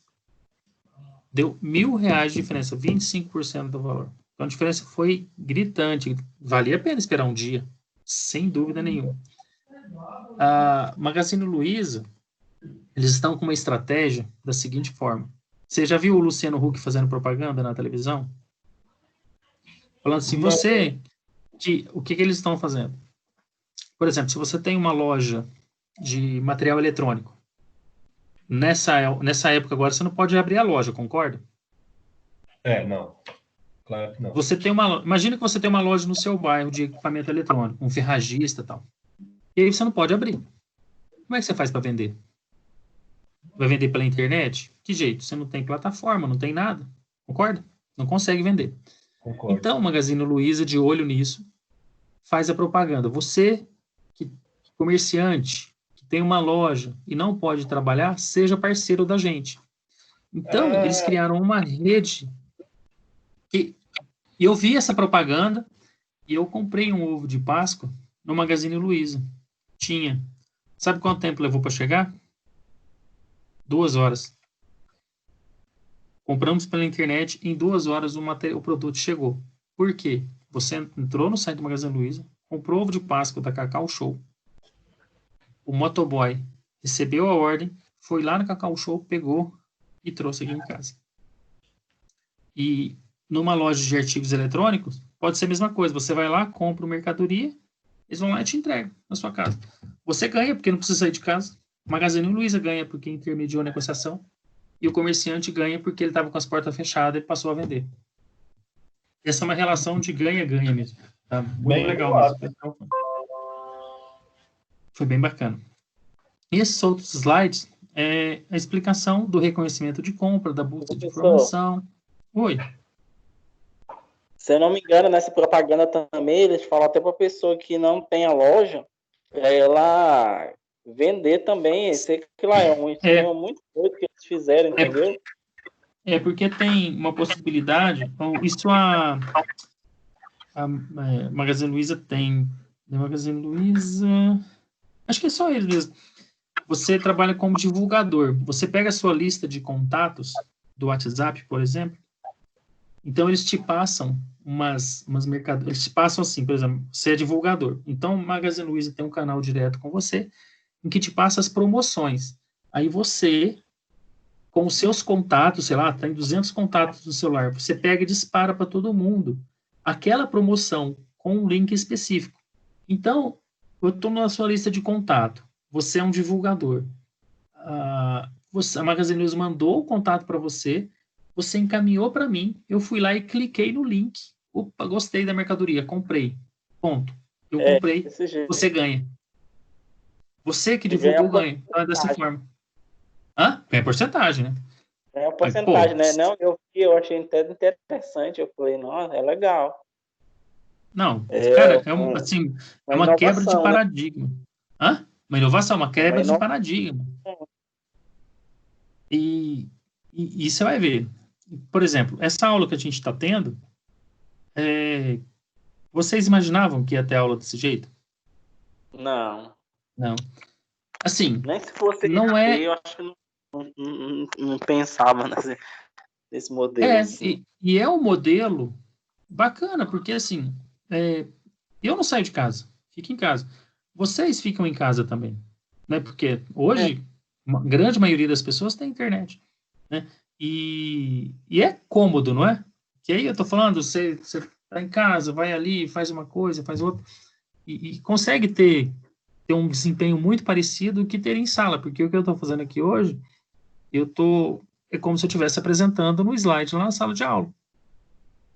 Está aberto a é, pergunta, resposta, vou responder na hora, vai ter na hora, então. modelo, né? Um modelo bacana, achei legal. E você vai ver, isso é o quebra de paradigma. Depois disso, vão surgir muitas outras possibilidades. Ou, por exemplo, teve uma votação na Câmara dos Deputados para aprovar lá uma emenda constitucional e teve 500 e tantos votos.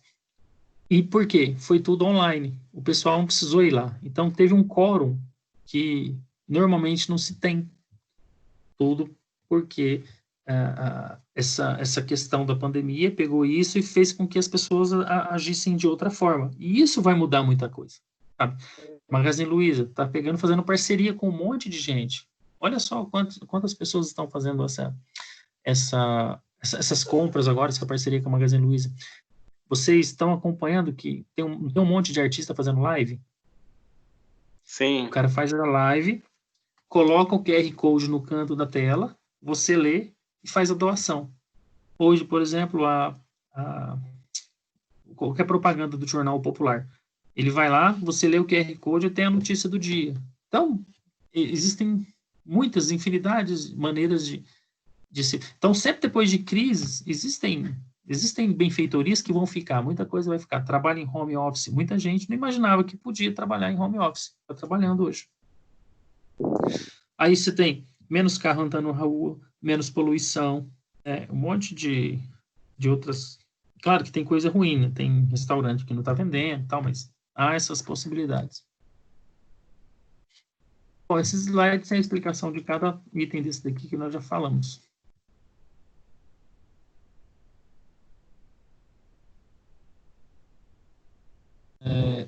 Pré-compra, consumo e compra é a mesma coisa que nós já falamos.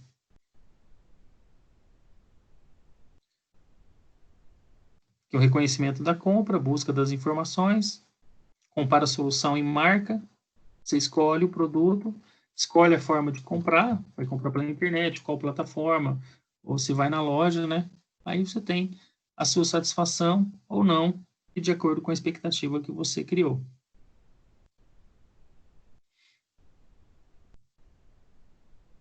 As variáveis que a gente já falou, de cultura, subcultura, classe social, grupo de referência, família.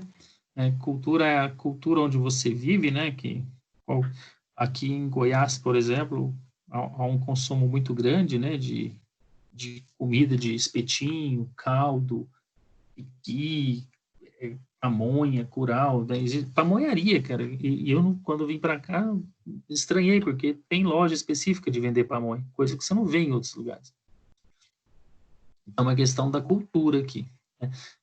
Já na minha região, pamonha só compra na época de milho mesmo, na época de safrinha. Subcultura é aquilo que está inserido dentro da cultura, como a idade, né, que fragmenta essa cultura, e cada idade cria uma tribo, religião, raça, nível de renda, nacionalidade. Né? Tudo isso são subculturas. A classe social também divide muito o comportamento de compra, né?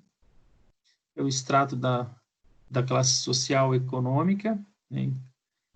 Dependendo da sua renda familiar, está inserido nessa classe. Grupos de referência, que é família, religião, o pessoal da sua religião, o vizinho e conhecido. E as novas características, né, das famílias, as novas famílias que existem, né? Desde pessoas sozinhas até várias uniões disponíveis.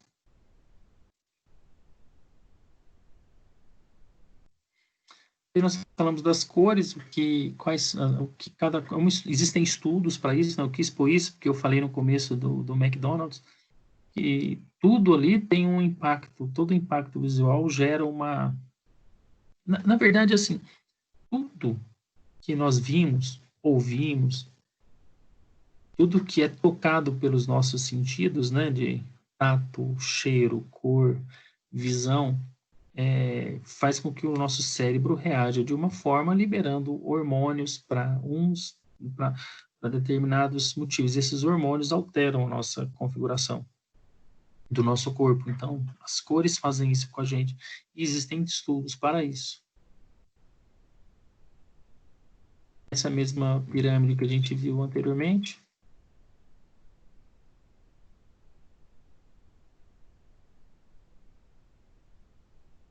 Tem coisa que já falamos. Então é isso, pessoal. É o que eu tinha em mente para fazer essa revisão.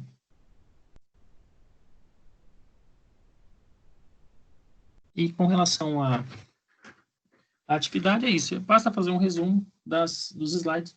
Eu vou reenviar os slides. Eu vou fazer o seguinte, esse slide que eu fiz agora, juntei todos eles e coloquei em um só. Eu vou transformar ele num PDF e vou colocar no grupo. Pode ser? Ou vocês preferem individual? Não, pode ser, professor. Tudo junto aí, desse jeito fica melhor. Então tá, beleza. Alguma pergunta, dúvida, xingamento? Professor, Fala. No caso, a gente vai ter que digitar esse resumo? Melhor escrever. Escreve manuscrito. Ah, entendi. Aí é para enviar no seu e-mail? Manda no e-mail. Manda no e-mail.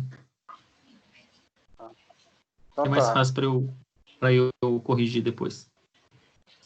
Ok? Beleza, valeu. Então tá, pessoal.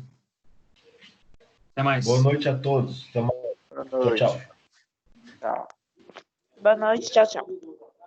Boa noite.